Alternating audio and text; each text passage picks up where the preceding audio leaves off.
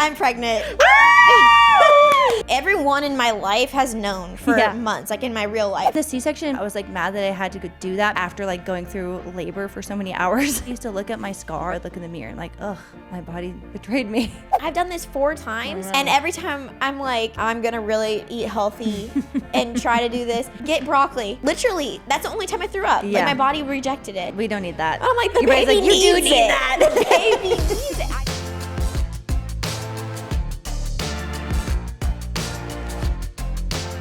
Welcome back to Always Here. We're your hosts, Abby Howard And Abby Howard. How are you feeling? So much better. We got hit with a nasty stomach bug. I'm assuming it was norovirus. Just with how it was in and out and so punchy. But I also didn't look like this actually day 2 after norovirus. Really? You didn't look like this? So maybe it was just like a 24-hour thing. I was really down bad. I thought I needed fluids. Okay, then maybe it wasn't that. But it could have been. I mean, okay, so CJ got down with it on Saturday, and he got sick a lot, like 10 times. But by the end of the night, he was already on the up and up. And we didn't get it for a couple days. We felt fine, felt totally normal. Wednesday, well, I guess Tuesday night late at like midnight, I go, oh, my tummy don't feel good. It was midnight. That's how I don't feel. Why were you awake at midnight? I was reading our book. Oh. I finished it. Okay, good. Yeah, I did. Of course. I told you I would. You did it. I did it. Oh, and that's probably what did you in. Yeah, it was all those words. It just made my stomach all jumble. Wait a minute. Midnight? On Tuesday night, Oh I go, my gosh. My stomach feels really weird. And then I went to bed, woke up at 4 a.m. and I said, I will puke at some point. And I had those frownies on my face. I said, I have to get up before I take these frownies off. Or if I throw up with these on, my forehead will get ripped off my face. So Are they that tight? They're that tight. So I got up at 4:30 in the morning and was taking them off my face. Did you wake Caleb up because you knew you were going to throw up? No, I didn't. Oh, no, I can't throw up alone. I didn't. No, I'm not scared of it like you are, though. I'm terrified. I mean, when he got up for work, and I think he got up at 5 a.m., and I went back to bed, and I said, hey, I think I have the stomach flu. And I guess he went to work and then came back, and I was still asleep, and he said, yeah, I have it too. And all day we were down. Oh my gosh. Yeah, Caleb had it way worse than I did, but it was just one of those things where you're on your back on the couch, just you can't guys were open the your only eyes. grown-ups that got it. I know. It was Lucky going us. around the kids at our gym, and no one got it. Yeah, and I feel like CJ got it the worst of all the kids, too. Yeah. So I don't know what that says about our family. Your immune systems are down They're from down. lockdown. They're down from lockdown. I actually was thinking about that voicemail. I know, you finally got the courage to go back to the gym. Literally 2 weeks in. 2 weeks in. The back to worst of them childcare. all.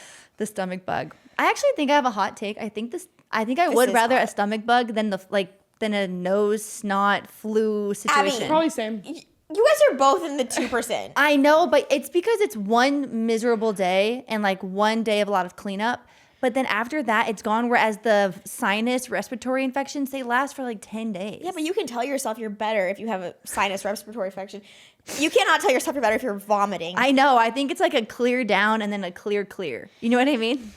I mean, It's I a get what hot you're take. saying, but I do not agree. I literally, Griffin threw up one time. Augie never got sick, and Griffin threw up one time, and Matt was gone, and I literally was like, What who do I alert? I cannot. I know. I was so scared. I was like, Really? it smelled so bad. Well, I was also being a really selfish mom. I was like, if I touch this, I know. I could get it, and I know. that will be the end of everything. I know. It was is so risky. bad. It was bad. But I don't understand how Griffin threw up one time, TJ threw up 10. I know. I'm like, maybe they got something different, but I don't know what different they would have gotten, you know? I don't know. Griffin also had a really big day the day that happened, but it's still unusual for him he was to throw excited. up. I mean, we skipped naps. We went hard all day. And yeah, I mean. It's a recipe for a Yeah, vomit. that just didn't seem like him. So I think he definitely had a touch of it. I don't know if that's even possible, but. I mean, I think he had to have. I don't know. I was thinking about that voicemail from last week when she asked about having anxiety with the more kids she has with sickness. And I think I've come to a conclusion of why I had that. And I think because my capacity was so maxed out these last 6 months, like I just felt like I couldn't handle another thing. And so I felt like if my kids got sick, it would just tip me over the edge of my sanity. And so I waited to bring them back to childcare until I knew I could handle them getting sick. Hey, that's smart. So 2 weeks in, We get the stomach bug, and I was you're like, ready. hey, we're ready for this. I wasn't stressed Good about thing it. babies don't usually get that. I don't think they even, Yeah, I'll report back next week if she does. But I was kind of thinking about that. I think that'd be really weird for a 6-month-old to They get. can't even really throw up, I don't think. Yeah. They spit up. Yeah, just I was thinking about that the other day. I'm like, would I know the difference between if Braille's throwing up versus if it's spit up? Maybe that's the kid. Maybe it would just be constant. I don't know. I've never experienced that with like an under 1-year-old. That'd be really scary too with like the hydration and stuff. Right. Oh, Yeah, I'm so I know. sorry. Yeah, but we made it through. You made it through. Sorry, thanks for rescheduling this. That's why we're here. We are here to share the hope and the hard, like the stomach virus. We all have had it. We have. Actually, we were talking, we're like, I have very distinct memories of the stomach virus growing up. And one of them I was telling Matt was, which was really ironic given everything. I was like, Matt, my most distinct memory, I literally remember walking in my parents' room. I was one of those kids that never knew when I was going to vomit. I was like, I don't feel, and then puke in their doorway. Like, it was. I honestly am like, as a parent, I think that'd be so funny. When I still get that way as an adult. I don't know when it's coming because I'm just like, oh, you're anxious. So anxious. But I vomited in my parents' doorway, and I remember what it was. But I'll spare the details. And for whatever reason, my dad stayed home with me that day because both my parents worked full time growing up, and my dad stayed home with me. And me and him, maybe he had it too. We watched Life Size 2 times. I watched the whole movie with Tyra Banks and Lindsay Lohan. Classic. And then I was like, let's watch it again. And he's like, you want to watch it again? I was like, yes. Yes. He sat and watched. This was before cell phones, guys. It's not like he was just like entertaining himself on the side. Like he fully watched Life Size 2 times. That's so sweet. 4 hours of Tyra Banks and Lindsay Lohan for my dad. Shout out. Shout out. I remember that. That's really sweet. It was fun. Someone said we should do a Things Our Dad Taught Us episode. Oh gosh. That'd be Maybe fun. on Father's Day we'll do a Things Our Dad Taught Us. That's I a good can't idea. share what my dad has taught me, actually. I'm really gonna have to filter that advice out. Really gonna have to filter that advice out. I actually think I'm probably a little bit more like my dad than my mom, which people would probably be surprised by. I used to think I was more like my dad. I think now I am like a really even mix, honestly. I feel like I see a lot of things my mom that I'm like, and I see a lot of things my dad. Whereas before, I used to only really relate to my dad on stuff. Yeah, you definitely lean more towards your dad, I would say. I don't know, because my dad feels more like sensitive. Well, no, I'm probably more like my dad. Like more introverted, quiet. I don't think you're sensitive. No, I'm not. My mom's not sensitive. Okay. Yeah, so I get that from my mom. I don't know. I'm still flushing through it. I'm still flushing through. Anyway, so many good memes. I feel like you're growing way up. more like your dad. Yeah, which is surprising because my dad also doesn't talk in public settings, and I can't. I saw that video by Alana Mar. You know, I think she's hilarious. She said this was recommended to me, so I think it was like that this relates to you. It was like shout out to all my extroverts, and she's like I cannot contain myself. She's like explaining all the circumstances in which she's like I don't want to talk to people, and then she's like in an elevator, and she's like I gotta talk about the weather and what you're doing that day. Like, and it's like I don't know if I'm necessarily like that in that way, but I definitely like get energized from being around people, and then like when I come home from something, I'm like wow, I gotta like. Settle down. And then Matt's like already cashed out. Yeah. And so I'm like, man, interesting. Totally. This week's episode, we're actually going to be talking about our March book club book atmosphere. We're saving that for the end for those of you that didn't read the book. Then you can just dip out a little early, or you can listen to it and just know that there's going to be spoilers. But for those of you that participated in the book club, look forward to that at the end of this episode. Yes. Crazy weekend. We had a party over here. CJ got sick. There's a lot going on in TV. Our in-laws were in town. Our in-laws were in town. Yeah, That was we really watched fun. a ton of TV. You did. I watched That's a good. lot of When you're TV. sick, that's Crushing the TV. time. A lot of Secret Lives of Mormon Wives. Yes. A lot of Disney movies. Well, you know, why does that feel healthier than scrolling on your phone? It does. It does. I was like, keep the screen time to a minimum. Glued to the Watch TV. the TV. Like, that's actually sad. Like, that was like brain rot when we were growing up, and now brain rot has gotten So crazy. worse. Well, I the know. TV is on 24/7 now with March Madness starting in our household. So Oh, yeah. I need to it make a started at bracket. 9 a.m. this morning. Oh, so I'm That's too late so to make a wild. bracket? Yes. Dang it. Missed it. Blake sent it to our family group chat, and I didn't do one. It was for his work. He Oh, could win I'm $1,000. I had no odds, and it was sheer luck. I don't know anything. Well, Yeah. I need I to don't, see. I don't if study Duke up for my lost. bracket. But I'm just yeah, like, oh, I like the name of that school. we're not really a TV family. Like, we don't really. I think it's because Matt gets the ADHD. If the TV were on, he would have to be cashed out from everything else and Yeah. watching it. So yeah. I grew up in a TV family. Caleb changed that in me because he's like, hey, during the day we should be productive.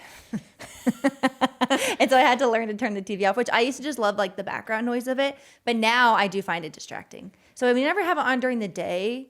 Yeah, just Matt during the changed week. that in me too. But after dinner time, we always have a show. Oh yeah. Yeah. That's too. fun. Well, it's a little sad that The Secret Lives of Mormon Rise seems healthier than scrolling on your phone. I didn't watch it, This but season's crazy. This season has been crazy, and the news just broke as we're recording this that The Bachelorette has been canceled. Man, they took a Forget our risk. bracket. They did. They took a risk. And it didn't work out. I know. how feel expensive bad do you for think everybody. that is for? Oh my gosh. They all the time slot every single Sunday they had booked on the TV network. Like when are they like What are they gonna fill it with? what A are they rerun gonna of fill that something. time with? I mean, there's so much. Can you think about all those men that went and took time off work and now they're not gonna get their 5 minutes of fame? Exactly. I mean, all the production, everything. I mean, The millions of- travel. Can you look that up? I bet you can see how much it costs to produce a season. Yeah. I'd be so curious. Producing a season of The Bachelor costs $7 million. Honestly, I thought it'd be more. Me too, actually. Nah, they're getting So off this easy. says No, just that kidding. there's like travel and dates, staffing, over 200 producers. Whoa. The lead salary, which can range from $100,000 to $250,000. She's getting paid more than that for that. Contestant costs. People they're not overestimate that paid. stuff. Really? I'm sure. They're not paid, but they must prepare their own wardrobe and stuff to appear, and then the rings are gifted. But preface: I do not agree with anything she's done. It actually makes me sick when I watch the video. I want to see the season. I know. I do. I kind of want to watch the season too. I want to watch it. Just kind of interested in how it, and you're like, no. I just want to see. It was what a stretch to happens. begin with. I know. It was gonna be. It's gonna be crazy, and I want to. I know. It would have been interesting to watch. I understand why they canceled it. Yes. And I think that was probably a good call. But yeah, I just feel bad for everyone involved. It's just hard. Really hard situation. I just gotta pipe in for those of you that also dislike reality TV, and I just can't find it fun. Even all this like conversation, it just really actually stresses me out. Really? So bad. Well, okay. I feel like The Real Housewives does stress me out. But Bachelor doesn't feel stressful because it's just so light. Oh, I think The Secret Lives of Mormon Wife stresses me out even more than House. Really? It feels a little too close to home. I was gonna say it is kind of personal with like them being creators and like the whole. It's all about creator events and brand deals and that. makes, kind of thing. makes me nauseous. Can we- Actually, Everybody. Can I say I broke the news to I feel like our whole friend group that that they text chain I had to mute. I was like, ah! Here's the thing. Guess who broke the news to me? You're Blake. Blake. That's I love it when Twitter. husbands get into the. He would never admit it, but he does watch it. I mean, your dad watches it with your mom. Oh my Aw, gosh. That's So- sweet. what is up with them. That's sweet. They just love TV. They just love TV, man. It is something. I don't know why The Housewives feels different than Secret Lives because I think. Well, they're older. Well, I think with Housewives, it's been on for so long that you kind of pick up the patterns. Like, oh, they're going to this dinner just so they can have a fight, or they're going to this event just so they can That's have a why I fight. feel like that's No, but I feel like the Secret Lives of Mormon Wives maybe feels different because all that drama continues off camera, and you see it on their videos and stuff. Where I'm okay. like, oh, this is real. Yeah. More it so seems to a me little than more like real. the. that's my other thing. I don't believe it. I don't believe any. I have so much distrust with like media in general. I'm like, Yeah. is that? I don't. I've I also know. never seen it. Is it mostly them fighting? No, No, some they're- parts of it. Parts of it. I think the reason it does feel real is because they're taking the stuff that's happening in the show and posting it on their Instagram story, like Yeah. in real time. Or I was just watching season 3. I realized I forgot to watch it, and Demi was like, I'm gonna go live right now and expose everything that's happening. And they're like, she can't do that. That's against her NDA. And they're like chasing her down so she doesn't go live on Instagram. They to break talk the about fourth it. wall a lot. On, Yeah, they do. on the Secret Lives of Mormon Wives. Like they're like, we're doing it for the I cameras. like that though. I know. I do like that. Like Whitney being like, this is business for me. Like we're not friends. And she's like, I'm here to do a brand deal with Mom Talk. Yes, it's just so doesn't even interesting. feel like I don't. I'm also a creator. I don't relate to any part of that. I don't like drama. I really I did know. 0% of that. I have a really hard time. Sometimes I think about that. I'm like, if I were in their shoes, well, I would never get casted for a show like that. Because we're the least drama, like petty people. I'm like, just forgive. Forgive and forget. Forgive and forgive. I'm like, Let's just take a bath, Let's just read a do- book, just do our take a breath. funtivity. do a I'm fun like, activity. I don't know the last time I ever got in like a fight. Are there kids in it? No. No. Oh, no, okay. No. Wow. But they all have such like big things going on, so it's kind of fun to follow their Literally, opportunities. if they did us, it'd be like splash pad, Burn boot go to camp. the gym, Hey, this is really mom talk. let's This is make really dinner mom. and go to bed by 9:30. Girls' night once a month. Girls' night, we just sit around, eat cookies. Talk. Sometimes we do a sexy dance class. Yes. Oh, yeah. That Friday would be night good dance class. content. That's good content. There we go. But none Except of us for would be bad. okay with that being posted. Okay, wow, okay. Well, That's why this we're not is getting- why we're not getting approached. Hulu has never asked. They're not interested. Hulu has never pinged us. Dang it. I know. I don't, dang it. Dang it. Oh yeah, we watched a movie, Abigail. You were sick. Abigail. You were sick. We invited you. Reminders of him. yeah, I was going to go. Did you know I almost left the theater at one point? What? I didn't know that. Nothing to do with the movie. Someone came up like 20 minutes into the show and they're like, "Oh, what's your seat number?" And I was like, What? "I'm gonna leave right now." What? Like, I'm not in this conversation. Before that, they were behind us and they looked at the girls who were sitting and said, or the people who took their seats. Because the people who came to you were originally in the wrong seats. Oh, so they sent them over. Yeah, but the people who went up to them looked at them and said, figure it out. Oh, What is this? It's a movie theater. I started actually sweating. We all just went, God. Caitlin.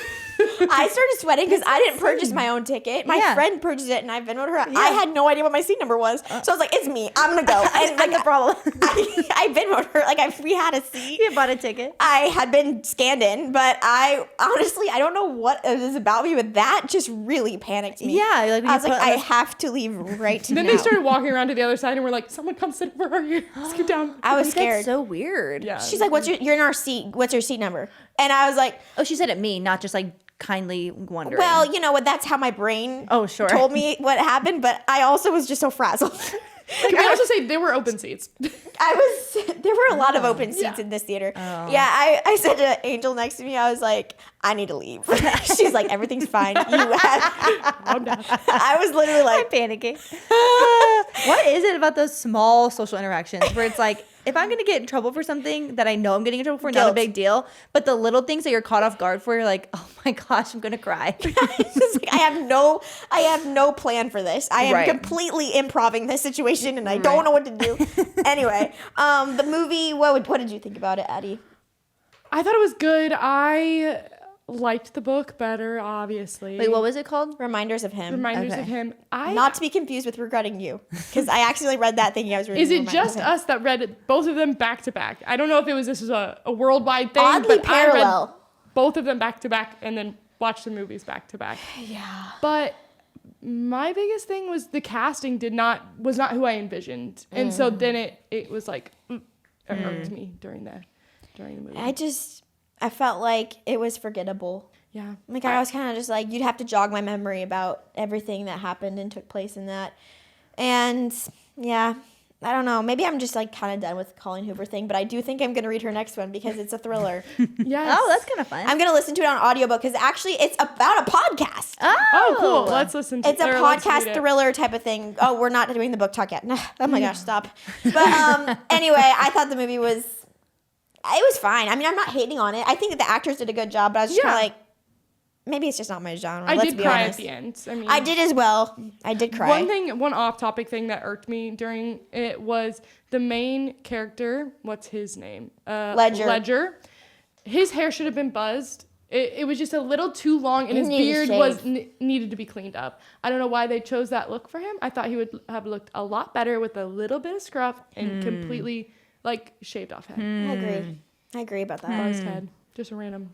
His name is Ledger. Ledger. I'm sorry. I've never read don't any of like her books, but every time I hear a character's name from her books, I'm like, I don't like that. They're off the Abby wall said she sometimes. doesn't. You don't like Ledger either, right? I don't like Ledger. I don't like that. I don't mind it. I actually kind of like it. I guess because I just know all of the names that she picks for her books are kind of odd, that I'm just immediately like, come on, Colleen. Her name is Pick Kenna. a Jack. That's kind of normal. Pick a, yeah, okay, Kenna. Okay, that's Kenna good. and Ledger. I know this because I'm currently listening to the audiobook. It's a little awkward to listen to. It's funny. So there's my unexciting opinion on that. I feel like don't go to the theater. I would say watch it if you read the book, but don't go to the theater if you haven't already. Interesting. Not really necessarily worth it. Well, Oh, wait, we haven't even said this yet. should we say the biggest thing of all? I forgot that this episode was about. Honestly, we started talking about other things. I'm like, wow. I'm pregnant. That feels so weird to say here. I feel like for so long we were just like we've been dodging, avoiding it. I just got so comfortable not talking about it. Right. That, anyway, it's not like I really talk about that much in my personal life either. I feel like Yeah, I feel like it was just different. talk about other things. Yeah. I mean, Yeah. it was just different this time, like navigating Everything is conversation around different. it. Everything Yeah. is different this time. So How far along are you? I am 19 weeks. So yeah, by the time this comes out, I'll be 20. You've hidden it very well. Really? Yes. Thank you. Yes, very well. I keep saying it's not that it was necessarily a secret from like everyone in my life has known for months, like in my real life.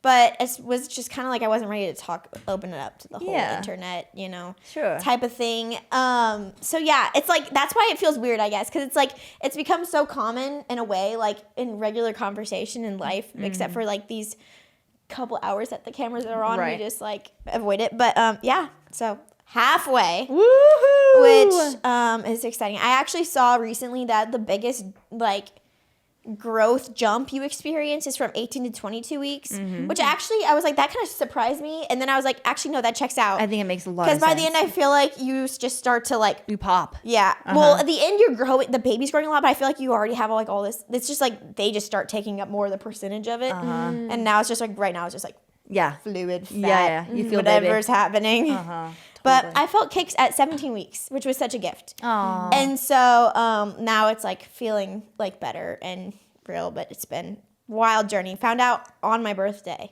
I actually didn't know that. Yeah. Well, I didn't believe it, so I didn't really count that. Yeah. I was like, there's a line there, and What does that mean? I was confused. Did you know how it all happened? It was in Branson, right? No. I took a test. When you were in Silver Dollar City? I took a test on Thanksgiving, and it was negative. Okay. And because I took it like a little early, and I feel like everything was off with like my ovulation and everything. Did you just feel off? No, we were hoping to be pregnant. Oh, okay. So you're like, it's time for my period. So we're like, try. it'd be exciting if it was positive because it's Thanksgiving. Yeah. But if it's negative, it'll be okay because it's still a good day because it's Thanksgiving. Yeah. And it was negative, and we're like, boo. And then got back from our birthday trip, and I was like, wait, that's so weird. My period still hasn't started. Took a test, and there was like a faint line, and then I was like, I don't know what that means. Yeah. And so then the next day I took a digital and I was pregnant, and I still didn't believe it actually. Wait, that's crazy. Yeah. The video's very anticlimactic. Why did I think you did it when you were visiting family? No, that's when I started to have bleeding. Did I tell you about any of that? No. Yeah, so that was 6 weeks, I think it was 6 weeks. I started to have bleeding, and so I thought it was like all done. You did tell me this because that's when you told me that you're pregnant. And that's also why we started to wait to tell people Yeah. for like a little bit, because it just felt like it was game over for sure. And I mean, the whole pregnancy has been honestly like a mental warfare in a way, but fighting for like joy and excitement. And I feel like we're getting to like a different stage of it now since we're past like that 17 and a half week mark when we lost Emerson. At 6 weeks, I started to bleed, like I experienced bleeding, and I have never experienced any bleeding in a pregnancy before. And so that was when we told, I don't know why. You told us before that actually, because you told us over Christmas. No, I know, but that was still, I told you that would have been at 8 weeks. Then I told you. Oh, so you went to St. Louis before. Oh, okay. Yeah. I'm just figuring out this timeline. Sorry. Yeah, we're putting the pieces back together in hindsight. It's really all a blur. It's very confusing. There's a lot going on. Well, yeah, and we told, okay, so here's how the sister-in-laws found out. It was really their husbands that found out first. This is controversial. You can say. Caleb, we went to This was Christmas. Yeah, this was Christmas. We went to church, and Caleb came home after, and he goes, I think Abby's pregnant. And I said, why? And he goes, I don't know. She was wearing a tight dress, and she's normally really small, and she just kind of looked like she had maybe a bump. And I was like, Caleb, that's a crazy thing to say. he was like, not embarrassed, but he was like, I don't mean this. Like, she looked great, but like, it looked like there was a little bit of a bump. And then I looked back at my picture, and it did kind of look like he had a bump. I was like, how did I not notice that? And then didn't he ask you? No, he did not ask me. I'll clear his name. I think he asked Matt. He pulled Matt aside outside, and he said, I think Matt told me this. We might be getting this story wrong because we're hearing about it from our husbands. It's third hand. But Matt, he looked at Matt, and he was like, Abby's pregnant. And then Matt was like, yeah. I remember they disappeared for a long time, and I was like, where are they? And you Yes. guys were all It was being when we were weird. opening presents. Yeah, because Yes. I had a present that I wanted to give you and Matt at the same time. It was those shirts. And Yes. I was like, Yes. Matt, Come Come inside. Yes. We're opening presents. They Which were all also being isn't weird. so unusual for the two of them. No. I feel like there's Yeah. a lot of times when the whole family's over, we're like, where did they go? Yes, seriously. Maybe Caleb didn't tell me that until after you guys told me, and that was why. Because sure. I had no idea why they were disappeared. I didn't know either. So he told me that he thought you were pregnant after you guys told us. Well, because then Matt pulled me aside and he's like, you have to tell Abby right now because Caleb knows and he's not gonna. Like, and it wasn't And he's a necessary. bad secret keeper, so. He's not gonna keep a secret. Yeah. And so once again, it's not that it was a secret. It just felt like everything was so fragile. Yeah, and it was so like fresh. wasn't real. Then we told you on Christmas, and then with Addie and Blake, remind me how this all happened. Yeah, so this happened. When did we go to the tea party? Was that after Christmas, like the beginning of January? No, it must have still been like late December. Late December. Okay. So it was late December, and that morning let's start back on Christmas. Also, Christmas Eve, Blake's making wings, and Abby cannot stand the smell of it. Like, she was like making remarks about the smell. I didn't know this. Blake told me that after the fact. And Blake's like, They were really stinky. Blake was like, what do you mean? Like, are you pregnant? And then he was like, and he felt bad for saying he felt bad. that. Abby didn't acknowledge it. I don't think she said she didn't really hear it, or like, Now that you're saying that, I kind of Maybe. remember it, but I wasn't like offended or didn't yeah. think And so anything then of it. Blake was like, why did I say Yeah. that? Like, Yeah. he felt bad about it. And then fast forward a couple more days, we go to a tea party, and Yeah, this wasn't sly of me. let's first say, to I a also tea was party, saying, you we can't went to the eat. tea party last year, and I was pregnant, and I was nauseous. I was like, guys, I remember being Weird so foods. nauseous on the way there. It's like, what is it? Little salmon lox? Yeah. Bagels and stuff like And that. Goat we get cheese. there, and Caviar. not eating. She's taking little bites. She's like, Gagging. and then I'm again. Remember how I found out about like your pregnancy with Emerson? Like, I was just reading something. I was really investigating it. So then Abby was like, I can't have caviar. Like, she didn't say it. I'm like, you're like, I'm not gonna eat that. And then I see her look something up on her phone, and she goes, I'm gonna eat it. You can have it when you're pregnant. I was like, You shouldn't. It tastes nasty when you're pregnant. Oh my gosh. and like you and your mom are looking at each other. So I'm like, okay, Lori knows. If she's pregnant, Lori knows. And I was like, okay. Then that night. Also, the grandmas were there, and you wanted to wait. Yeah. Yes. And so that night we went to go see the Christmas lights, and we went to dinner beforehand, and Abby wasn't really eating, and she ordered, what'd you order? I ordered Chicken chicken fingers, and you didn't And I didn't want eat them, them. and she dead wouldn't eat giveaway. them. And I That's was a dead giveaway. so confused. I was like, she's like, oh, they just look so bad. Oh, yeah. And Blake looked at, whenever she walked away, Blake goes, I think Abby's pregnant. I'm like, no way, this happened today. And we talk about our things, and we're like, the whole time we're walking, we're like, What's going on here? So then I think you guys knew, and then you were investigating or interrogating my mom. yes, we were And then my mom was interrogating like, your you have to tell them immediately. And so then we called an emergency family game night, and we didn't play any games, and we just told you we were pregnant. We An knew emergency it was- family game night. It was just a random day, and they were like, game night and pizza, and I'm like, they're gonna tell us they're pregnant, so we have to go. Oh my gosh, that's Not that we funny. weren't going to go, but we were like, we got to make this work. And Was so that it really before or cool. after Always Here dinner at Buck and Ryder? That was right before. It was right after. Because- because you didn't get alcohol, and I didn't knew get a it. drink, and you ordered sushi and had one piece. And I was like, I better start eating the sushi, or Addie's gonna know. Oh, I knew it. When we were there, I knew because you didn't get. You were like telling us to but get I'm a saying I drink. hadn't told you yet, though. Exactly. That's what Yes. I'm saying. I kind of knew, but you hadn't Okay. told me, and I was I like, could only eat the bread. I was looking at you like, eat your sushi. There is, Abby, there is literally no way. I think this was the timeline. I think Saturday is when we had the tea party. Monday was Always Here dinner, and then Tuesday you told us. Okay, that makes Okay. sense. That's We a were good getting timeline. into crunch time. Yeah. I was like, So It anyway, was so did fun a to terrible hear. job of hiding my symptoms. Gosh, I'm such a whiner. Caleb's gonna be really embarrassed that I told the internet that, but he didn't mean it in a mean way. Caleb's He was right. mean. I mean, it was clear in the dress, but I went back and looked. Not offended at all. Thank you to Shopify for sponsoring this portion of today's episode. Shopify has been a huge player in my life. I actually used Shopify for 5 years when I had my small clothing business, and it was the best platform. Shopify truly was so user-friendly. I mean, it just made the job so much easier. I loved Shopify. And starting something new isn't just hard, it's actually terrifying. So much work goes into this thing, and I feel like Shopify truly made it really easy to use. It's terrifying, but it's a little less terrifying when you have a good partner on your side to help, like Shopify. Shopify Shopify is the commerce platform behind millions of businesses around the world. You can get started with your own design studio with hundreds of ready-to-use templates. Shopify helps build a beautiful online store that matches your brand's style. Yeah, the templates are good too. They have a bunch of free options, but then also ones that you can pay for that are a little bit more custom. And it feels more personal to you, even though you have like all this help from a platform, but then you're still putting out a product that feels very true to your brand. Absolutely. Love that. You can tackle all of those important tasks in one place, from inventory to payments to analytics and more. There's no need to save multiple websites or even try to figure out what platform is hosting the tool that you need. Everything is all in one place, which just makes your life so easy. It's very user-friendly, and it just makes your business operations much smoother. It's time to turn those what ifs into with Shopify today. Sign up for your $1 per month trial today at shopify.com/Abby. Go to shopify.com/Abby. That's shopify.com/Abby. That's So what's been exciting. happening. Was your first trimester? Did you feel as nauseous as like the past pregnancies? So Griffin and Augie, I took nothing for nausea, and I didn't know you could take anything. You just suffered. I just threw up when. I'm not gonna say I had the worst morning sickness ever, but I did get sick. Mm-hmm. And then when I was pregnant with Emerson, I was at a new doctor, and they're like, "Oh, you can take something." They were more than happy to give me a prescription, but they're like, "Why don't you just start with taking Unisum and B6?" Yeah. And that was enough for me.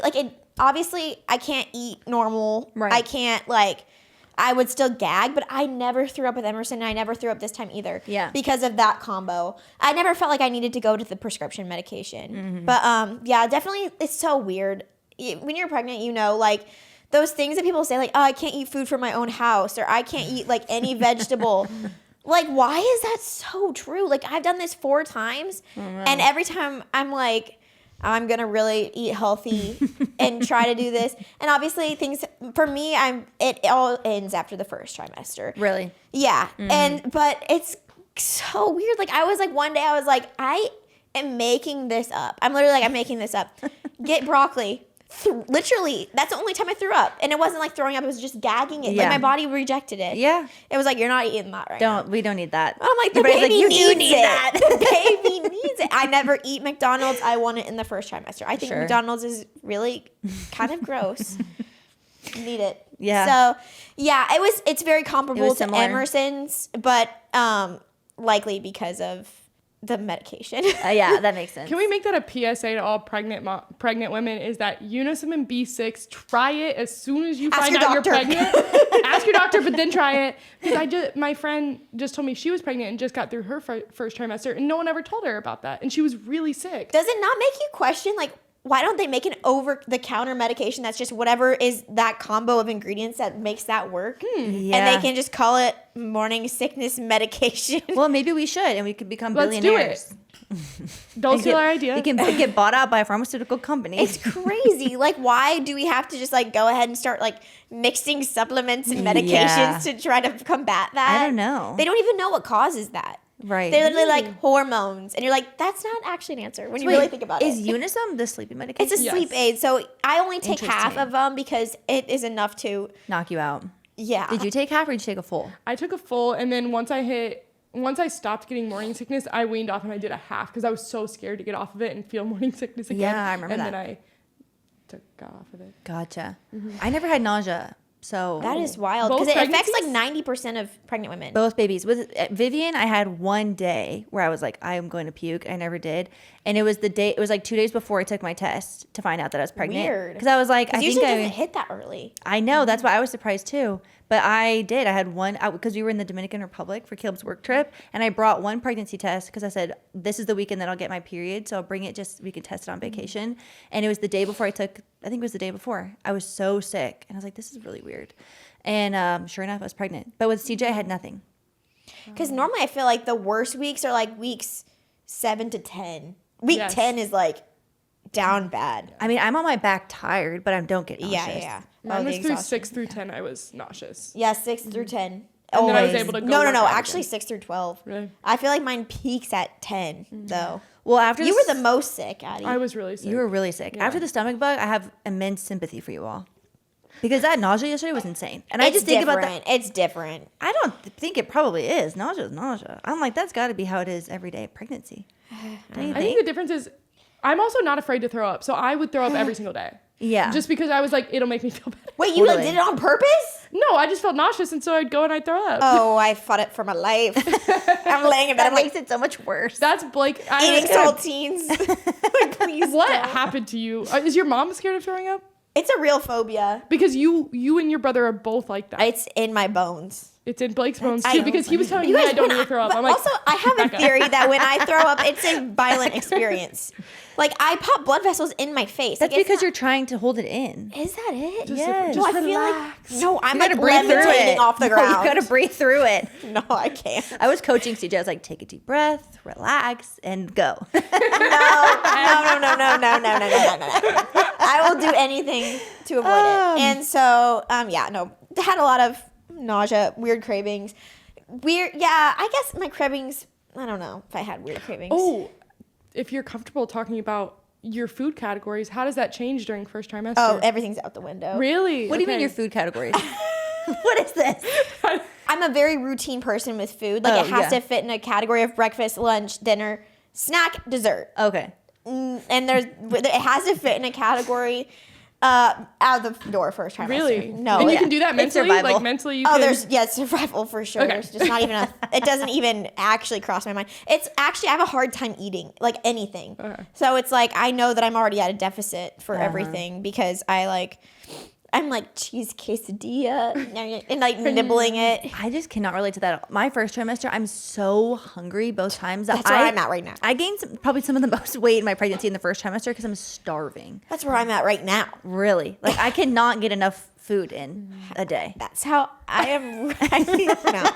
Do you need us to go get... I have a beef It's steak in my bag. psycho Yes, crazy. It's yes. like really crazy. Yeah, I'm like every hour and a half. The baby doesn't It's like need I this. I needed like a full meal every hour and a half. I Googled what your caloric needs are. when Don't. you're- They lie. I'm like, this is mean. It's like an extra 200 calories It said a day. 350. I'm like, okay, But I'm- go jump. Like, please get out of here. That's I don't just care. not true. I don't care. That's also a blessing of a fourth pregnancy. I give zero rips about anything regarding my body. Sure. In fact, more than ever, I'm like, oh my gosh, it's such a blessing to grow and to have the baby grow and like everything like this. Mm-hmm. Every symptom, so welcome. Like, even when I was like nauseous, I was like, yay! Like, so excited. And Yeah. I mean, Matt even told me recently, like, we were laying in bed, he's like, gosh, he's like, I can't believe like we're at where we are because he's like, you have literally not complained about a single thing. Yeah. And I was like, yeah, because you're not gonna hear a peep from me. You're not gonna. Literally, I'm just so grateful. So, Yeah, that's sweet. obviously, the mental aspect of it has been like really tough, and so that I have complained about. He did not mention that, which is obviously he wouldn't do that. But yeah, so definitely eating a lot of food. Definitely getting puffier. Does the fourth physically feel harder though than the first three? Or is it the same? I think it's the same. Okay, that's great news. I think it's the same. Oh yeah, Abby, you need to tell people your theory. I think I said this on Unplanned, but I was like, I feel like the first pregnancy was such a dream. I'm like, this is so fun. Everything about it is so beautiful and mystical and new and like a little confusing, but fun, you know? Yes. You feel so beautiful. And then the second pregnancy was like, this hurts. I'm sore. Oh. I feel fat. Like, you know, just like all the things. Like, it was just way harder for me to stay focused and locked in. And then I was like, well, maybe the first one's easy. The second one's hard. Everything just was like way more sore the second time. So maybe the third one, you know, it's like an exercise set. Your first set, you're like, okay, I have energy. The second set, you're pretty tired. The third set, you kind of get like a third wind. No? It's not like that? No. It's not like You don't that. get a second wind with each pregnancy? No, I do Oh. think they're most It of them just report it continues to getting get more harder. difficult. And actually, can I tell you my theory?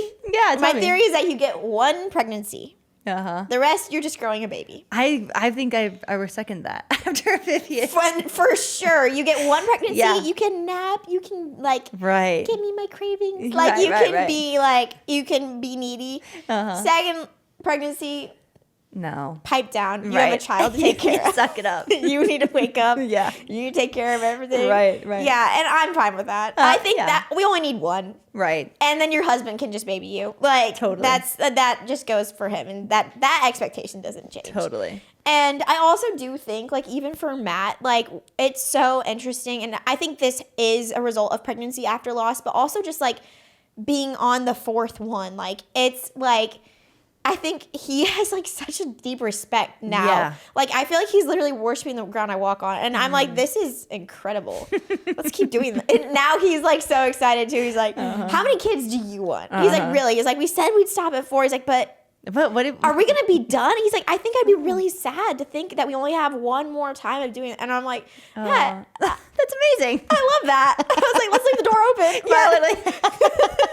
But I do That's think hilarious. like, at least in our experience, like for the husband, like for the dad, like I feel like also I think the nature of like having more of a gap, we have a larger gap now than I ever anticipated having. Like I think that you just get enough time to reset and get your bearings again. You're like, wait, that was super cool. This is what we have to look forward to, and this is the precious beginnings of all that. Totally. And I feel like we both feel that, but it's cool to also see like the husband experience that in like a different way. Yeah, that is really true.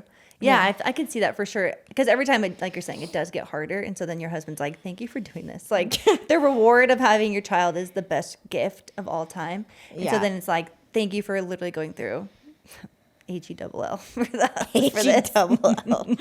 Yeah. Thank you to Policy Genius for sponsoring this portion of today's episode. It's now March and we are getting settled into the new year. All those things that we have put off, it's all coming to the top. And one of those things that, at least in our household, has been insurance-related tasks. Most of the time it is. It feels like a big thing, but Policy Genius makes it easy, which is really, really amazing. Policy Genius can help check protecting the life you've built off your spring to-do list. Financial planning for the future can feel overwhelming, but finding the right insurance policy can help ease that weight. I feel like with life insurance, it feels like such a grown-up thing to do. It's responsible. It's responsible, especially a lot of people listening to this podcast are probably young families. And going there feels a little easier with the support of a company like Policy Genius. Policy Genius is an online insurance marketplace that allows you to compare quotes from some of America's top insurers side by side for free. Their licensed team helps you get what you need fast so you can get on with your life. Easily find what you need, coverage amounts, prices, terms. There's no guesswork, just clarity. They always say that like life insurance, it's really giving you the gift of just a little space if the worst case scenario happens, so that you can just grieve and you don't have to Worry about your finances. Worry about your finances. That's the last thing you want to think about. Protect the life that you've built. With Policy Genius, you can see if you can find 20-year life insurance policies starting at just $276 a year for $1 million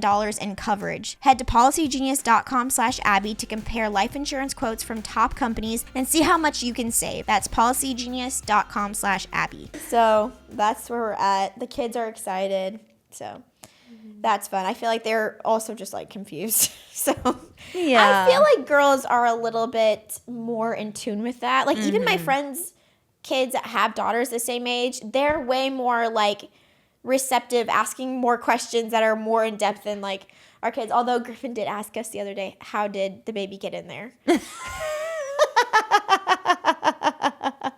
Oh my gosh. I was like, that's a daddy question. no, maybe. Matt answered it. Yeah, good. I mean, you gotta be I honest. was like, I never want to lie, Yeah. but I don't think you can ever start those talks too early. No, and it was great. And Yeah. he did an awesome job. And we like, but afterwards I was like, we it's put us in- starting. I didn't think that was going to start yet. But I should have known. Like all the talk that we had about like having a baby and like we're in love, like all this Yeah. stuff. And anyway. I'm sure I feel like CJ, it really clicked for him in the 3rd trimester when I was like really had a big belly because, they can visually see the baby more. And Well, Augie thinks right, the of baby's course. in here. Of course. Because those have, He's like, ooh, what's in there? that's a massive symptom I have. My niece, when I was pregnant with CJ, I was like, there's a baby in here in my belly. And so she goes, you ate your baby?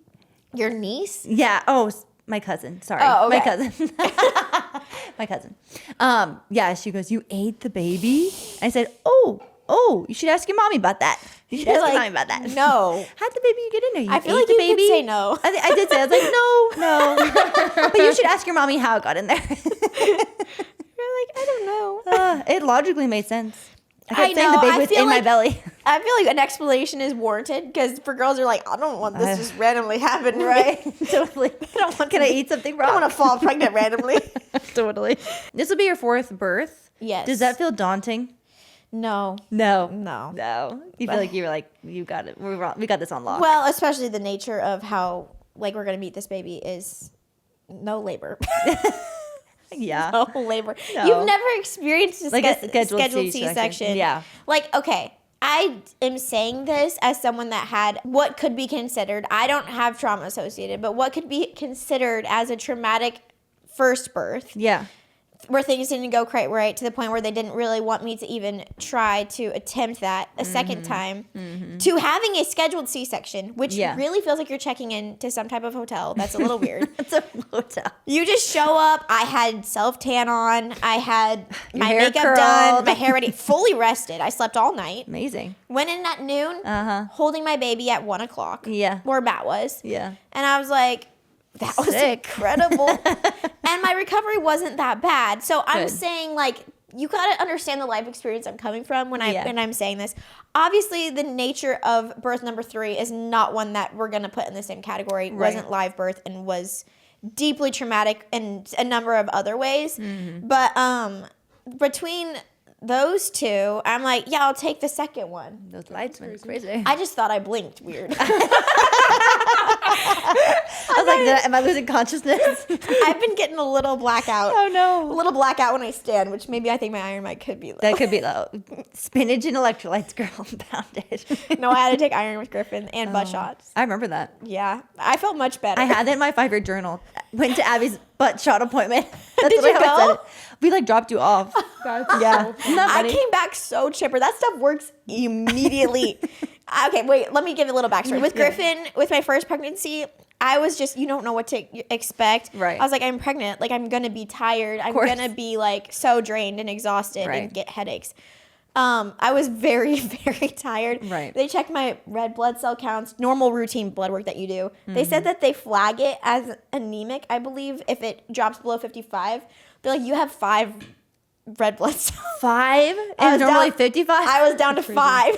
Your lips were so white. So white. And they Yeah. were like, you need You to need a come shot. back today. Yeah, yeah. You need to get. And I started taking iron. I didn't need a Gotta give you a transfusion or booster. anything, but they gave me a shot of, I think it was B12. And I was like, is this stuff supposed to work immediately? This is amazing. I felt incredible. And then we went to Joshua Tree. It was that day. I felt so good. Yeah, it was that day. I felt incredible. Good thing we got it before Joshua Tree. Anyway, what was I saying? Fourth labor. So no, I'm not. No. Yeah. Not worried about it. Good. And well, because also it's very predictable. Sure. The nature of this type of delivery. That's the one perk. Oh, also, yeah, that's what I say. Our friend just had a baby. And she was like talking about her worst case scenario, which would be her having a C-section. Yeah. I said, well, your worst case scenario is my inevitable. Like, that's what's happening. So not to dismiss your fears, Right. but I'm like, it's not, if that's what has to happen, it's really not that bad. Yeah. Luckily, it didn't have to happen for her. But I'm like, hey, we can share a positive C-section experience. Totally. I felt great. I Yeah. felt fine and amazing. For sure. I feel like I got so many messages when I was going back and forth between doing a scheduled C-section or attempting a VBAC. And so many women were like, oh my gosh, I loved my C-section. It was beautiful and my births were amazing. And my mom she had 3 C-sections and she loved them. She was like, you're in, you're out. You're on the go. Fine. I mean, obviously, your recovery is painful. It's more painful. It's really painful. And like your time in the hospital, that's enough to make me attempt crazy things. It's not an option for me. Like, There are pros and realistically, cons it's of not a both. safe option for me. No. And I tried. Even this pregnancy, I was like, let's reopen the conversation. Yeah. And everyone was like, and multiple doctors were not even slightly really entertaining it. Like, So no, it's all right. they're like, like, let's talk about it. Like, no, we're not going to talk about it. and even if I were to like find an alternate method, like they don't accept what I've had before. So Right. it's like it's not really even. Which is kind of nice not having to worry about making a decision on that, honestly. Totally. You're I'm like, like, let's it's just all do good. it. It's all fine and dandy. Yeah. And so we're just gonna make the most of that situation. Totally. I will self-tan the night before. I will be fully rested. I'm just speaking all these things out there. So no, it's not daunting. The recovery, I'm like, I'm gonna do things a little differently. I'm gonna take the pain medication. Gosh, please. Take I the didn't medication. take it last time. And I was like, why did I do that? I can't even imagine not doing that. Like, I was in the hospital for a long time, but I I took needed it. Tylenol. No, but I needed the oxy. I think I did too. Yeah. I don't know.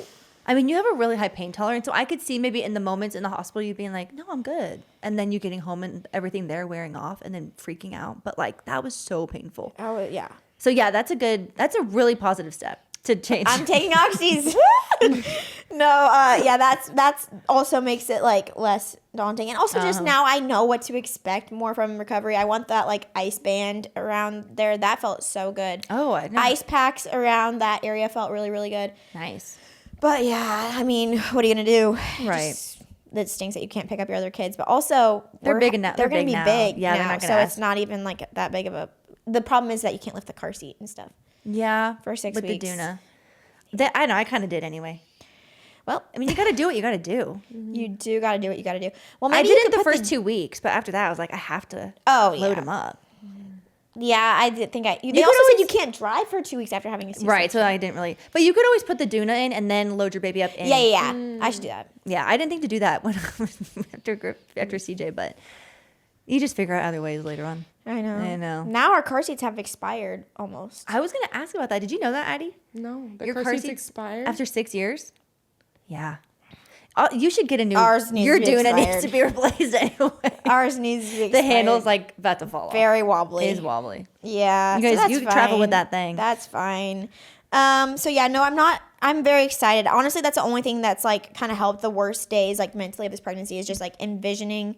And obviously I'm envisioning a C-section, like laying there and Matt holding the baby and like Yeah. hearing their cry and like getting back to our room. Like that's the only thing that has like helped get through. I mean, the main thing to get through those like hardest days. Cause yeah. I mean, pregnancy after loss, like moms that get it. It's like you have your pregnancies before and then you have your pregnancies after, and they are vastly different.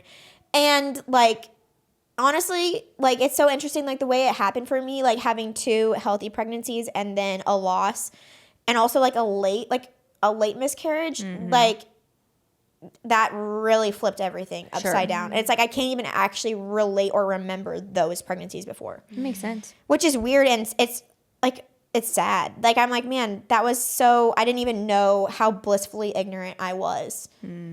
And now we're on the other side of that, and you can't ever return to that. Sure. And I just think I just had to make peace with that early on. Like I was like, it's not going to be the same. And so there's other things about it that it's like it's so much better too to fully understand like the miracle of it all, and like it truly like just the miracle of it all. Right. And I understand that now in a much deeper way, but I would do anything to get back, you know, to before. I'm like, I wish I could just pretend like I don't know what I already know. I've seen what I've already seen. Right. But you don't get that option and you keep going on, or you don't. And I totally understand moms that choose that to be the end of their road. Totally. Like there's no, that I get it. That's enough to, that was almost enough to make me the fear of it all. But For sure. here we are, and we just really have positive visions of a redemptive pregnancy experience, and it's happening. Yes. It is happening. Yes. So we are so grateful. so grateful, so yes, excited. it's been a lot. It's been a lot. You've been a champion through it. You're and sweet. we're proud of you, and we're excited and you. so happy. Yeah. And we can't wait to celebrate this baby. Yes. Thank you to Needed for sponsoring this portion of today's episode. Being postpartum and coming out of pregnancy, truthfully, your body goes through a lot. Oh yeah. It is a lot, and it needs a lot of support, and that is where Needed comes in, which is really, really nice. Pregnancy and postpartum are some of the most nutritionally demanding times in a woman's life, and there are so many options for supplements that it sometimes is a little overwhelming. Yeah, I remember just asking my doctor, like, what do I actually need? Right, and what's actually going to work? Yes. And that's why we want to thank Needed for sponsoring this portion of today's episode. Needed offers products that are formulated by experts in women's health and recommended by over 6,000 practitioners. Their starter plan includes a prenatal multi made with bioavailable nutrient forms and omega-3 that is sustainably sourced. Their prenatal multi and omega-3 are designed to meet mothers and babies' optimal micronutrient needs. Up to 95% of mothers aren't meeting their omega-3 needs. Give your body the omega-3 it needs for fetal development, hormonal and mood balance, postpartum recovery, healthy breast milk, a healthy inflammatory response, and more. I'm a big fan of Needed because I just really trust their brand. I love that they're developed by women that have been in this exact stage of life and know what they're doing to meet those unique needs in such a hormonally wild, physically wild time of our lives. Yep. Head over to thisisneeded.com and use code Abby for 20% off your first order. That's THISISNEEDED.com and use code Abby for 20% off your first order. Ask Abby.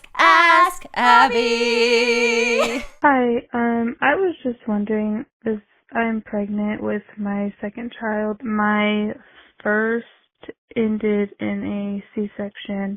My doctor's on board with a VBAC. I know that Abby has just had one recently. I was wondering if maybe she had any tips that helped her get her V back and what they would be. Thank you. That's a great question. Yeah, thanks for asking that. I feel like I have I made a whole video on it because I'm like, there's so many things that I did differently. A YouTube video? No, I did like a reel on it. Okay. I think I did talk about it in a YouTube video too, like with my post-birth partum Q&A. I feel like the biggest things, like the reason that with CJ, I had a C-section was that he never descended down. It was in a good position. So my whole goal with Vivian was to try to like help my body put her in the best position for labor. And so I just did all the things. Like in the second trimester, I started walking daily, and I tried to walk at least a mile every day just because it really helps. I don't know. I'm not going to get into the science of things, but I walked a lot. I did the spinning babies. I asked my doctor about it, and they had a packet with all the spinning babies method exercises and like some of their tips for having a successful vaginal birth. And so I did all of the exercises in there, at least in the third trimester, started doing that. And then the third trimester, I did more of like the holistic stuff where I did the dates and the tea every day.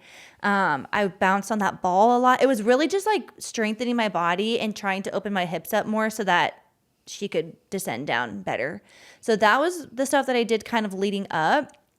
And then this is not medical advice by any means. So take this just like with what you will. And I think every person is so different. I definitely wanted to do an epidural. I wanted to have pain management. I did not want to be induced with my second just because with CJ, I felt like he just wasn't in a good position and the induction just didn't help with that. So I really wanted to try to avoid that this time around just to see if my body could naturally get her down. Now, obviously, if like I needed Pitocin or those things, I would have taken it.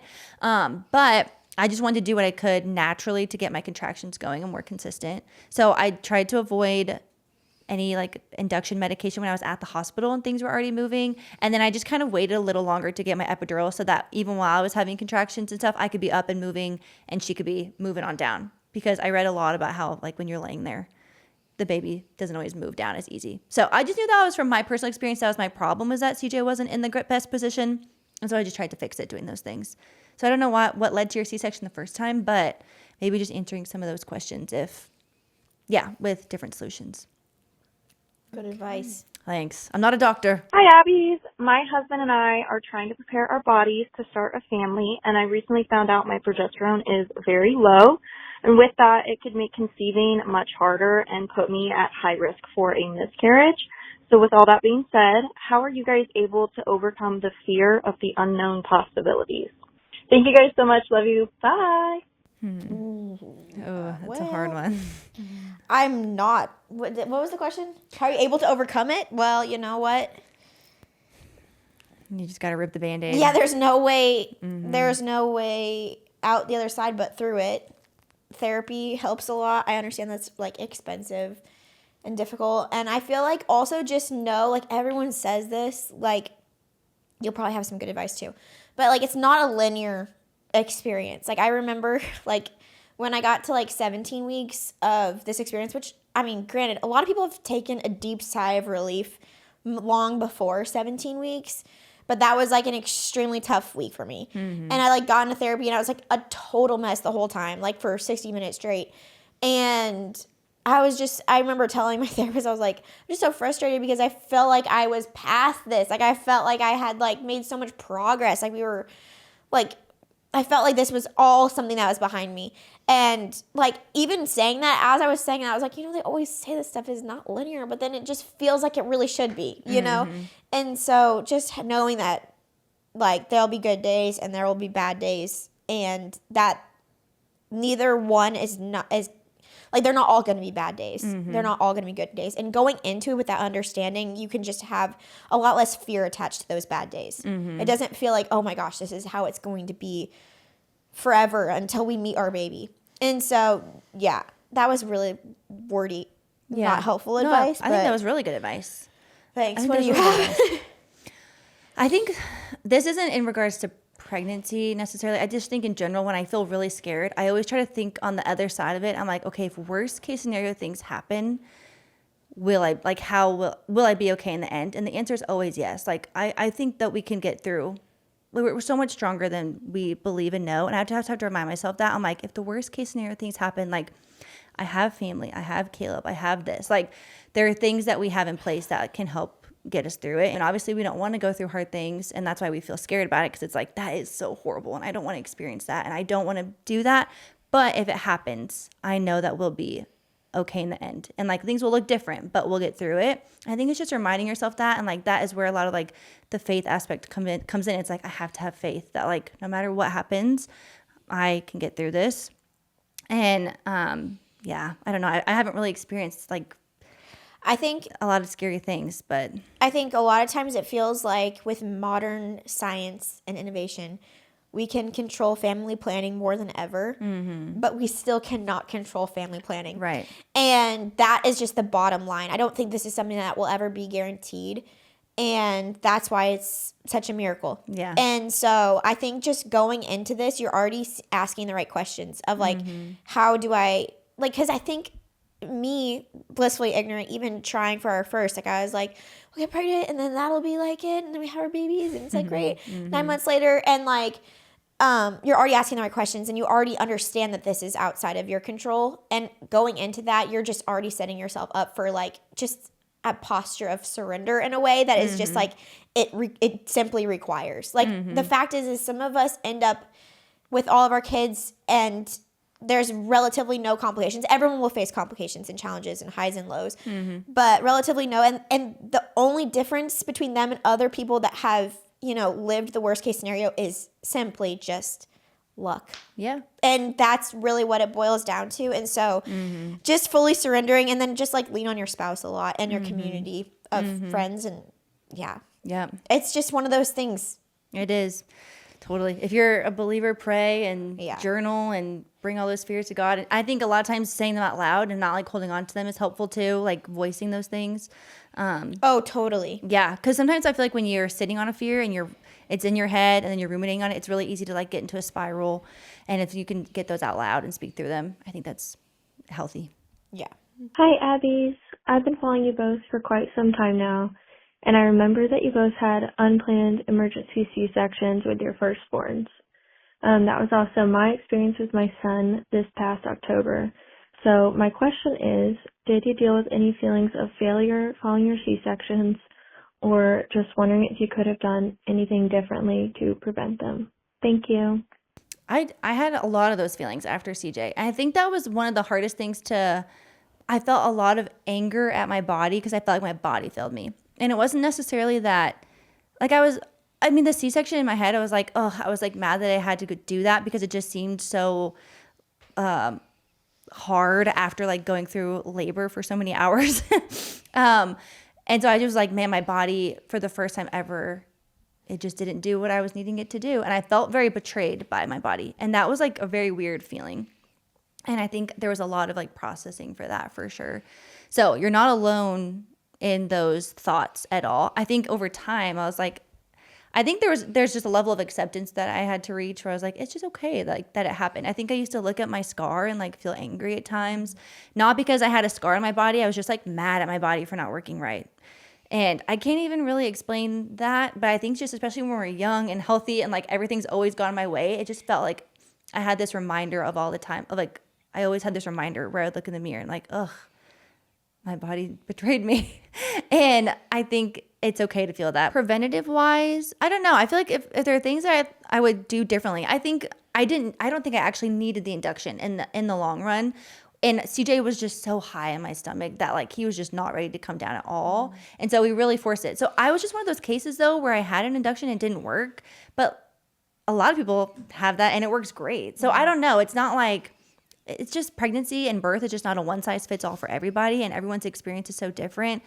And they had a lot of concerns about him being too big. And so we just did what we thought was best. And so no, I don't think, but now that we know that I don't have massive babies, I'm okay not doing that in the future. You know, I feel like birth and labor is all like trial and error. Yeah. I actually didn't have an emergency C-section my first time. He did come out, but it was an emergency situation. And so I definitely did feel feelings of failure when they were telling me I just needed to schedule a C-section after he did come out vaginally, my first. I was like, you mean I'm just going to show up and lay down and not even try? Like, for me, in my spirit, like, I'm like, that just doesn't sit right with me. And so I just needed to really evaluate, like, what was my own, like, this is my unique situation. I'm not saying this is other people's situation, but like, what was my own ego, and what was like actually what we needed to evaluate was like wise medical sound advice from multiple professionals. And so once I like set that aside, but even still this day, I'm like, I'm really just going to show up and lay down and get frozen and get it. Like, it does bother me. No. And I'm like, dang, but it's just the reality of it all. And it doesn't mean that like I'm weaker or I view myself as weaker or anything. But yeah, there's just so much complicated emotions with birth, and so much like, it is all just so touchy, and a lot of women have gone through it, so a lot of people have big opinions on it, and it's also like a peak experience in our life. Like, totally. You're reaching the limits of and so there's just such heightened emotions around it. And so totally, it's just hard to even talk about in a way that's like not gonna step on people's toes. I know. Like, I don't know. I've just had to learn to set a lot of that like aside, and like, this is my isolated experience for what it is. And any outside opinions on that, it's like, that's actually coming from your personal experience, right? Which really doesn't play a role in my decision making. And so it's just like, or shouldn't. So I agree. We're good to talk about it with everyone. Like, oh, this is what I experienced, but it's really hard to be like, hey, you should do this. You should not do this. I know. That's why even when I talk about like I was induced with CJ, I get like nervous saying that because I never want to sway someone away from doing that if their doctors are recommending it. I think I probably needed to be induced because you did. Yeah. I mean, he was big, and you need to be like early. But just for frame, like, it wasn't even like that huge. I know, but it's just like. That's why it's so hard when I say things like that. I'm like, well, I just know that didn't work for my body the first time, so I'll do something different. That's why I'm like, ugh. It's hard to sort through the advice. It's so hard to sort through Once again, family planning is just a big exercise in surrender. Like, it really is. And you can't put too much on yourself. Like, there's only so much of that's within your control. Right. And that's what's scary about it. But that's also why it's a great exercise in your own faith, too. Because it's just like, there's so much outside of your control. I remember feeling that way after I had CJ and I had the C-section. And I was like, well, I want to do things differently next time. And then I had a friend who did literally everything that you're supposed to do. Like, everything right. And then she went into labor, and her body just never progressed, and she had a C-section. I just remember crying and being like, okay, there's no way to ensure a perfect scenario. And so I think there was a level of that where I was like, okay, just have to accept whatever. You really have to go in with an open hand. Control what you can control, and then surrender the rest, which is unfortunately a lot of it. It's actually 98%. Let's be honest.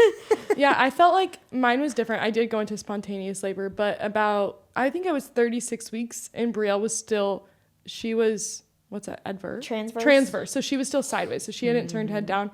And they told me it was likely that I would have to have a C-section. And I bawled, like, when I left the doctor's appointment, because I was so set that I wasn't going to have to do that. And so I do think while I was really sad and I had to go through the emotions of, like, okay, it was coming from pride of, like, I want to be able to do what my body was surely designed to do and not have to have a C-section. But then I was able to process all those emotions beforehand rather than it being an emergency at the end and having to process it during the moment. And so I was like very thankful that I was able to talk to both of you about that too, and say how I was nervous and scared and going through those emotions of like, my body was supposed to do this. Why is she not turning, and doing that, and then coming to peace with it, and then coming into another appointment, them telling me she was head down. I was grateful that I was going to be able to try to do it spontaneously that way. But I went through that same experience when they were not the same, completely different, because it was an emergent situation, but having to process those emotions beforehand, I was very grateful for, even though I was pretty upset about it. We have a pretty good range here. We have a huge range of birth experiences. Yeah. Totally. I think, like you say, you think it's easier just going and laying down for a C-section. I think, like, obviously the labor part, like delivery part, is probably easier because you're just laying there, but the recovery is so different. Like, oh yeah, yeah. And I think that's where you're just picking where your pain is. Well, I'm just saying this is a fact. You don't labor, right? So it's like that. Your labor experience is easier. Yeah. Fact. Sure. I mean, I guess I technically was in like having contractions. You were having contractions for like a month before. Constantly. He never moved down. He was never planning on coming out of my vagina. And they're like, please, My come down. body was like, I had so many stress tests because they're like, do you not feel those? I'm like, no, I actually do. You're like, actually, I've been in pain for 6 weeks. They didn't hurt. No, none of them hurt. It good, was just good. like pressure, you know? Yeah. And I was like, I think it's because he was not planning. That man was never planning on coming through my birth canal. He's like, cut me out or else. He was going crazy. He might not cry the minute, the C-section babies don't cry. Augie comes out screaming. Checks out. No, they were literally like, oh my goodness. He's got lungs. That's what they say. That's like their nice way. Actually, did you know, I was an elementary education major. And I remember one day I show up to class and they're like, okay, so this is a misbehavior or like a characteristic of like a disobedient student, and this is how you present it to the parents. And like one of them was like, he won't sit in his seat. It's like he's very active learner. Like, or it's like they won't shut up in Phrasing class. and It's like they have a lot to share. Like there's just you have like a nice way of saying it, and I feel like that was like the nurse's nice way of saying like this dude might be colic. But they're like, he has some awesome lungs. They said that about Vivian too when she came out. They're like, "Oh, the lungs." She lost her voice the first 2 days. Brielle kind of too, actually. Wow. Did you guys? They all cry right away for No. You guys? Who was it? CJ's was CJ had issues? over a minute. Oh, I listened back and really Brielle's was horrible. like 45 seconds. I didn't even know. Yeah. CJ's was long. Like my video of birth of his delivery was long, and he didn't cry the whole video. Oh my I remember gosh. Caleb and I had a moment where we were just kind of looking at each other, and then when he started crying, we were crying. It was a long. I do time. think C-section babies take a little. They do. did say that. And he was under distress just from like all of it. Yeah. But yeah, but he ended up That's being like okay. Brielle too. Brielle, the quarters wrapped around her neck, so it was a really fast delivery. Delivery, yeah, not labor. The labor was pretty quick too, but yeah, the delivery was really fast because of that. And then I think that's probably why she wasn't crying either. Yeah. That's all for voicemail. Oh, it was a All great right. conversation. The book club. Ladies, I finished the book. Woo! In one proud of you. day, I read 300 pages. That's I actually read it all in one day too. Yeah, it was. I actually read fast. I Is read it- it fast. I did skim and skip a lot. Okay, disregard Abigail's review of this book. I skipped like one section. No, I can speed read. You read like you pick out a couple sentences on the page, and then you kind of see like, oh, these are the important sections to read. I skipped all of the like thought commentary I didn't care about. What? Your review does not count. No, I feel like I read most of disqualified. it. No, I did it. I did my homework. You can't pick out what you want to read This and isn't a homework give it assignment. Yes, This I is a can. I podcast. loved the sections. book club. Obviously, the in the moment on the space shuttle. I You read skipped every word of everything else. those. I read all those words. I loved the storyline with the sister and her niece. I read Okay. all that. Everything else I kind of skimmed. Oh my gosh.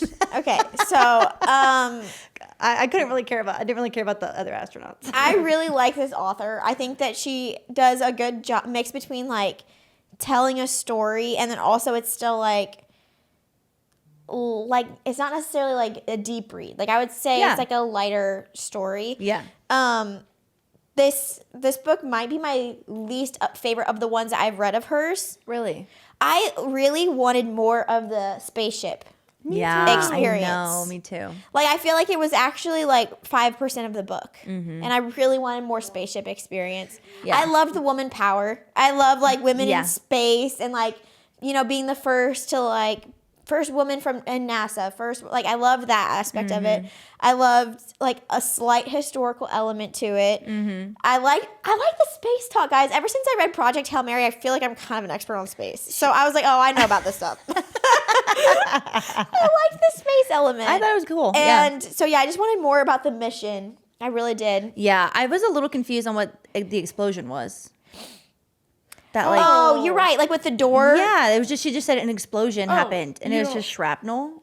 Yeah, so it was from They left the door open. they left the door open. So did a comet hit them? Did a star hit them? What? No, so they hit were them? tightening something on the satellite, whatever it was, and then it like messed up. Something Shot back. malfunctioned, but you're right. I think that I was was a a little little bit confused about that. confused. I feel like that is something astronauts would have to fill in for me. Yes. I wish we got more of her mission. I Yeah, forgot their that's names true. already, but it's only about the mission that Victoria. failed. No, and the other one.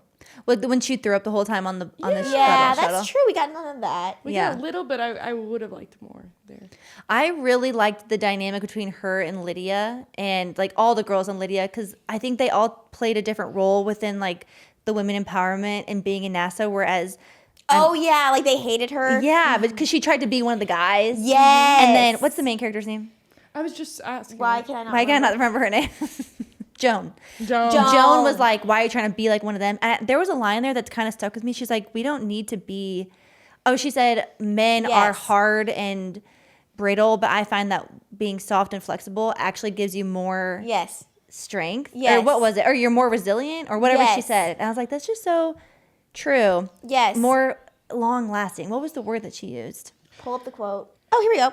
Because the world had decided that to be soft was to be weak, even though in Joan's experience, being soft and flexible was always more durable than being hard and brittle. Durable. That's so Yes. true. It's actually very true. Yeah, I thought that was a really good quote. And I liked their discussion there of like, we don't have to try to fit in and be one of the guys. Like we have our own strengths as women and like two things, it's like they can do their thing and we can do our thing and like they complement each other really well.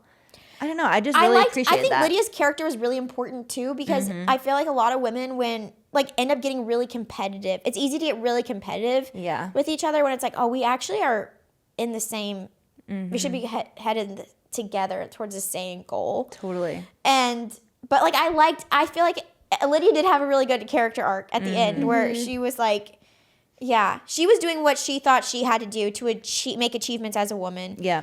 And like they were doing the same. Yeah. I actually genuinely really liked and cared about all the characters of this book, which I think is actually a reason why I rate books highly. Is I was like, if I'm invested in the characters, then I'm just overall gonna like the book more. Yeah. What was the Didn't feel name? that way. The name? You didn't feel that way? You didn't feel that way? I wasn't really invested in the characters. Really? Really? I liked the way that they spoke. I thought the character development for all of them was really good. I didn't don't- read this half is of not it, my and I thought it was style good. of writing. I like a little more younger. The what? Younger. Younger. Like I'm just like a little more like cheesy and like it just felt a little more grown up to me. And I'm I not feel a like it grown-up. did err on the side of literary fiction, more on the side of like romance. Yeah. Yeah. And so, which I like those types of books. But Yeah. I gave it 4 stars. I emotionally gave it 5 stars because I was like, at the ending, I was just so invested in what was going to happen.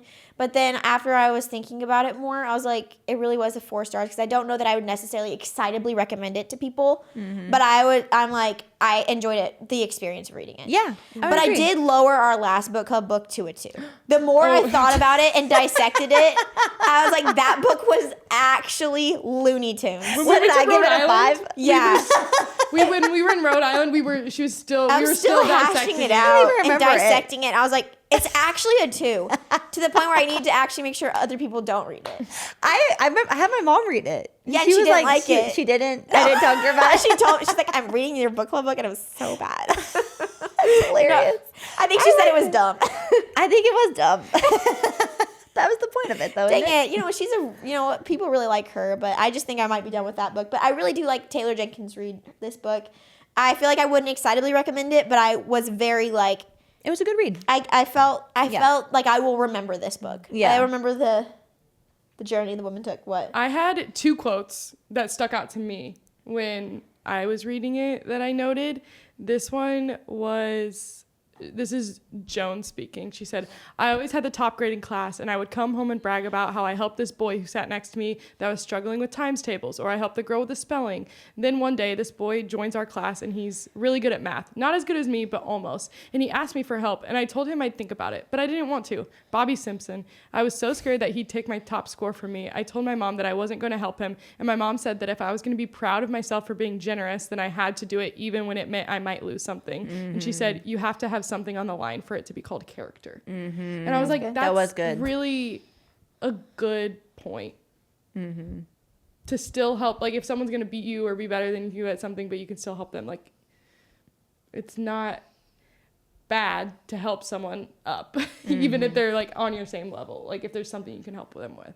Yeah. Yeah, I like that though. That is There really has good. to be something on the line for it to be character. It's like there has to be like a potential loss to yourself. Otherwise, it's just like you feel like you're adding another badge, you know? Totally. That was good. That I is remembered really that good. too, like when she started saying that. And then one other one that I was just like, I like the way she worded it was, and this is why, small as they were, Joan's choices had added up to something magnificent. In the changing of seasons in the past 4 years, Joan had found it all.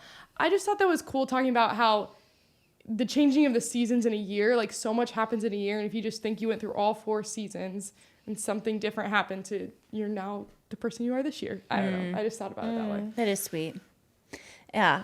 I like those quotes. I think those are really good. As an author, I feel like all of her books kind of feel this way where they're emotional, and I like books that are emotional. I think they just help me remember them more. And then also there's like some meat to the story. And I think that a lot of it, the times it comes from like the context and like the time in history or like the specific setting is very memorable for me. Because I think because I do read like a decent amount of books, some of them I'm like, that was just forgettable. And so I like that this one was like, it impacted me. Yeah. Actually, to your point, I'm thinking about what that quote you just said. Not to disregard what you just No, said. yeah. But going back to that. You do see her change a lot. Like her character changes and develops a ton. Like everything about her. But towards the end where she becomes a mom, you know, it's like, and her goal, like her career's goals change. Like everything changes. And so that is interesting. Now hearing that quote, I'm like, wow, it just did ring true And of how much she did change. Making me think too how all of the chapters are not all of them, but they're all marked by seasons. It says I didn't even fall of notice this that. year or spring of this year. If you think back to the book being marked by that, I did think it was really sweet. Her like loving her niece so much. Oh my I was just gosh. like, I was thinking about it. I'm like, oh, Brielle's aunts love her so much too. That's never it's gonna so happen sweet. because I'm a great mom. But Yeah. Oh my gosh. Yeah, was her name Beatrice? yeah, was the mom. That reading about her mom, I was like, what an easy, not an easy, but I'm like, we kind of like, I've met people like that. You know what I mean? That just like make everything about themselves and like cannot see outside of their own point of view. And then seeing that as like a mother to a child relationship was really like so crazy. And I think she did a really good job of developing that storyline. And even just like seeing how her sister Joan made excuses for her sister, and it's like always wanted to see the best in her sister, but then her sister just like continuously never showed any redeeming quality. And then it got to the point where it's like, oh my gosh, you know, I don't know. That was just really hard to see that. And I thought I was very invested in that storyline of the book. I was invested in that storyline actually. Yeah. Yeah. She did a good job writing that. I think it helped. It was like, I don't know, as a reader, I was like, wow, that's just so, she made it very clear. I don't know. It was just good. You kind of saw it slowly with her. Like, where you develop. almost, I think it's like you're kind of slightly in Joan's head, like how you're perceiving these things, where it's like, okay, like she wasn't planning on having a baby then, and but like these things are happening to her, Right. and then it gets to a point like where you realize. That's why I think it was so artful the way that she did it. Like you reach the same realization that Joan does as Joan realizes it, where you're like, Right. you cannot excuse this away anymore, Right. Like she's a selfish person, Right. And so yeah, I think that was really well done, Yeah. honestly, Yeah. and I think that Yeah. I would read more by this author. Yeah. Makes me want to finish Daisy Jones in the 6. You need to read Daisy Jones in the 6. I'm like a third of the way through it. I don't know why I can't get into it. I'm You sorry. can't Did you get rate into this it. book? I'm just not into it. What What did I did you rate rate this? book? I rated a 4. Okay. Yeah. Give it a 4. I rated it a 2. A 2. That's crazy. I was Addie. not picking it up, and that's kind of how I gauge. Like, am I picking it up or am I scrolling? And I was scrolling. Maybe I'll give it a 3 because I really didn't read everything. That's psycho. Yeah, you can't give it a 4. You didn't even read Maybe, the I whole mean, thing. I can't rate this one because I didn't really. I mean, I read it, but I didn't read it. Hey, you seem to retain some things. I retained a lot. I've told you I was invested in what I was invested in. You know what I mean? I read it. I read it. I thought it was, and to me, like I skimmed it, and I felt like I got the whole book. Okay. You know what I mean? And I think that is like she was a great writer because Yeah. I feel like you know, I still got it. Next month's book club. Are we ready to move on to that one? Yeah, let's do I'm it. really excited about this one. I have had this book pre-ordered since maybe a year. I don't know, whenever it was available. But Fun. Haley Pham is another creator. She released her first book ever called So Just cool. Friends. So cool. I've heard a lot about it just from, I partake in book talk on YouTube because I don't have TikTok. I watch full-length videos of people reading books. Do they just read them out loud? No. They're just Oh. sitting there reading them, and they like talk about it, and then they like there's a lot of categories of, but it's a whole niche. No, Abby. that's not that crazy because I feel like guys do that with watching people play video games and Yeah, talk that's about true. it. It's just like the girl version of that. They literally watch streams of other people. Yeah, playing video so I games. don't think That's it's actually weird. crazy. Okay, it's niche for sure. It's like niche, I but it's find not. myself, I'm like, I'm a small audience. Yeah. I'm a part of a small audience. I'm a part of a dedicated community. But no, more than that, I mean, I shouldn't say that. A lot of people are talking about her book, and I'm really excited to support another creator, and also just like I'm excited about this book. I've been invested in her whole process of writing it. Yeah. She's documented a lot of it on YouTube. So Just Friends by Haley Pham will be our April Yes. book pick. I'm like, what's the month? And Yeah. so this should be a great, I think it's like takes place in like a sunny seaside, Fun. like it's a very settings heavy book, which Yeah. I'm like, that feels fun for April and It very does. appropriate for spring. Yes. Yes, I can't wait. Cute. Okay, so read that one if you want to join in for next month's book talk episode. Yeah. Are we calling this just book club? Always Book reading? club. Always reading. All right, I don't know. wait. Not everything needs to be always blank. Always hungry. It has to fit the theme, Abby. Okay, what's your recipe for this week? For always hungry. always hungry. My recipe is beef and broccoli. This is a real. You don't like that? Not the best. Okay, this is good. I like it when you make it. Have I made it for you before? You have. It's okay if you didn't like it. No, I did. You did. Well, it's really easy, and that's what I like. It just as like a weeknight. I don't know meal. why I just started thinking of Chinese food. I actually don't. No hate to the fellow Chinese listeners. Love Chinese people. I don't love Chinese food. That's what I was saying. I don't like Yeah. the takeout beef and broccoli. Yeah, I don't either. This doesn't taste like takeout beef It doesn't and taste that. broccoli. Doesn't taste like. Yeah, I agree. And it's so simple. It's three main ingredients: beef, broccoli, and rice. And then you have your sauces that you mix up, which is mostly just soy sauce, sesame oil. It's so easy, and It's ground beef, huh? Uh-huh. That's why I like it. Yeah, it's just so easy and fast, and it's actually a 30-minute meal. Like some people say that, and it's not. This is actually a 30-minute meal. So I'll link it. I make it once a week at least in our house.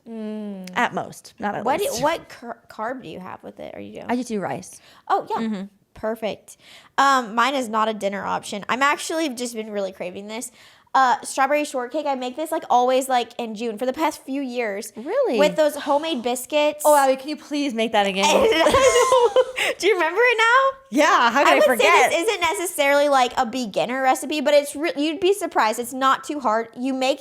I would say this is like the Southern style. It's so good when you made It's that. so good. It's so good. I would say it's like the Southern style of strawberry shortcake where you make actual like homemade biscuits and then bake them in a buttered cast iron, and then you make the strawberry filling with real strawberries and then make the whipped cream and make it like a little stacked layered sandwich. Have I made this for you Yeah, before? you made it for your mom's birthday. Okay. I feel like this is the So greatest good. way to welcome in spring, summer. It's so delightful. And you will feel like a chef when you do it because it is a little extra. Yeah. But it's actually pretty easy, and the recipe makes it very easy too, and it's so delightful. I need to make it. I'll make it on Sunday Yes, please. or be great. Saturday. Let's do it. What's Saturday? Our extended family's in town. Let's do it for Saturday. Yeah, that would be It'd fun. Then save some for me. And save some for Addie. We'll save you. Well, I don't know, Addie. Sorry. You snooze, you lose. It really doesn't say well, actually. Make more for Sunday. Sorry. I'll make more on Sunday. Double it up. So yeah, I really love that recipe. And yeah, I feel like, wow, that was a lot for one episode. Really, that's so funny because halfway through I was like, we're barely talking. And now it's to the end, we're like, wow, that was we filled it up. we filled it up, you Filled it guys. up.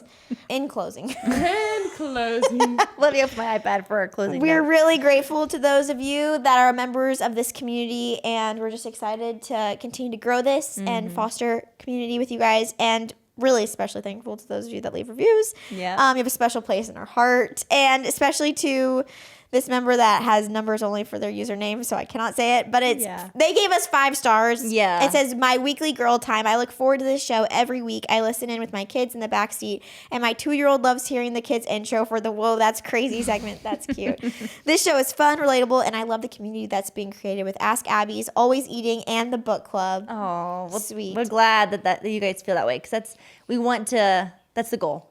It's fun for us. It's so fun for us. Yeah. And so that's the goal. We're glad you guys are enjoying it. So please leave a review, like, comment, subscribe, share, heart, All the things. download, do all the things. Yep. And also, if you would like to call in and leave a voicemail, actually, we are going to do a very heavy voicemail episode. So lock us in, give us a ton of voicemails. That number is, can you repeat it? It is 602-456-9690.